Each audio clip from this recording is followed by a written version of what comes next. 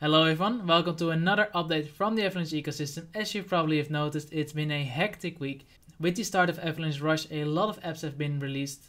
Many more have announced they're starting to build. A couple are available on Testnet. I'm terminally online and I had difficulties keeping up, so I hope this video will help you enjoy your weekend rather than sit on Twitter and trying to figure out what the hell is happening. Today I found a couple apps that are live, are going live, that I want to talk about. Also, the team at Zabu Finance reached out and they gave me 12,000 Zabu to give away. In this video, all of it's going straight to you. Now, I've never done a lottery on YouTube before, but I'm sure I can figure it out.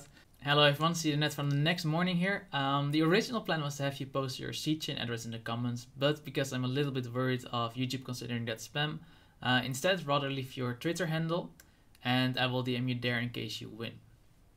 So let's get into it by looking at Zabu, the team that's sponsoring the giveaway. In short, Zabu Finance is a yield farm. There's multiple farms available, as you can see. They're both single-sided and multi-sided.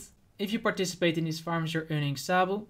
The Zabu token can be farmed together with another token in a liquidity pool, or it can be staked as xZabu, which then can also be staked in a single-sided farm. The Zabu token is a governance token, but it also earns some of the revenue of the protocol. Later on, Zabu Finance will also release a yield aggregator based on the Auto Farm app on Binance Smart Chain. On top of that, there's also plans to launch an IDO platform. Next up is Eleven.finance. Eleven.finance is best described as a leverage farming protocol. However, if you take a look at the actual leverage farming tab, you'll see it's currently not yet available on the Avalanche seed chain.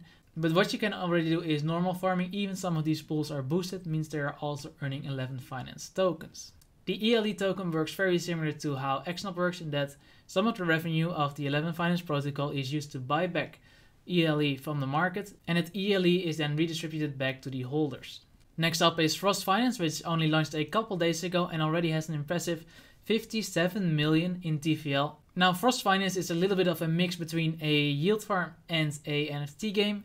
Currently only the Tundra token is live, but I believe at the moment of recording and possibly whenever this video gets released, the XP token will also be live. So gaming is definitely on the roadmap, but at the moment it's mostly farming. Currently you can only earn Tundra. You can do that by staking LP tokens or by staking single tokens.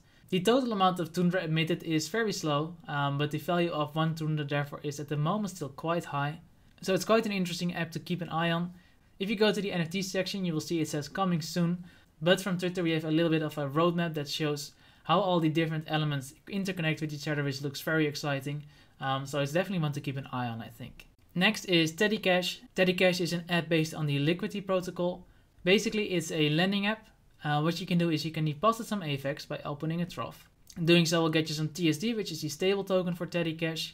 And then with this stable token, you can kind of do whatever you want. At the moment, that's still limited because there's not too many trading opportunities. But what you can already do is deposit some TSD into the stability pool. To my understanding, this pool will be used to manage liquidations. And you will earn some Teddy and some Avax. And then Teddy is a token you can stake to get some revenues of the protocol. Do be aware that your normal collateral ratio is 110%, but if the app's total collateral ratio drops below 150%, it's currently 181. To my understanding, any trove below the TCR, so below 150% or lower, will be able to be liquidated. So if you're borrowing, do keep an eye on the total collateral ratio. Now, like I said, TSD is a stablecoin, so it needs to retain a peg. To that end, there is a redemption mechanism which is not yet live. But essentially anyone will be able to redeem their TSD for the equivalent dollar value of Avax. This is expected to be done by bots who will just arbitrage it. But essentially if TSD ever goes over its peg, it will be traded in for more Avalanche. Moving on to NFTs, we've got Avax Apes launching soon. Avax Apes are randomly generated and can have a variety of different attributes that make them more or less rare. Your apes will get a rarity score based on all these attributes. Ranging from 3, which is very common, to 13, which is legendary. One fun little twist is that there's also tokenomics or Ponzinomics integrated. If you already own an ape, 10% of the minting fee is already reflected back to the existing ape owners. And whenever there's a sale, 3% of the value will be redistributed to ape holders. And if it's an ape that you minted, 1% of the royalties will flow directly back to you. Then one I'm personally very excited for is Lost Worlds. Lost Worlds is kind of a proof of location based NFT game. You cannot currently do too much with it yet, but I got to test out the alpha version and it really made me feel kind of like playing Pokemon Go again. In my case, an NFT was dropped in Amsterdam and I just took my phone and walked towards it, which was a lot of fun. There's little twists where the same location can have multiple NFTs with multiple rarity. It's very exciting, but also just the technology of it really opens up a lot of other cool stuff for other NFT producers as well. Now all of this is combined with DeFi, so it also allows for a variety of different distribution models. So aside from the game being cool, I also feel good about the possibility of the Lost Worlds platform being very successful. Like I said, you cannot currently interact with it yet, but I encourage you to join the Discord and keep a close eye on it.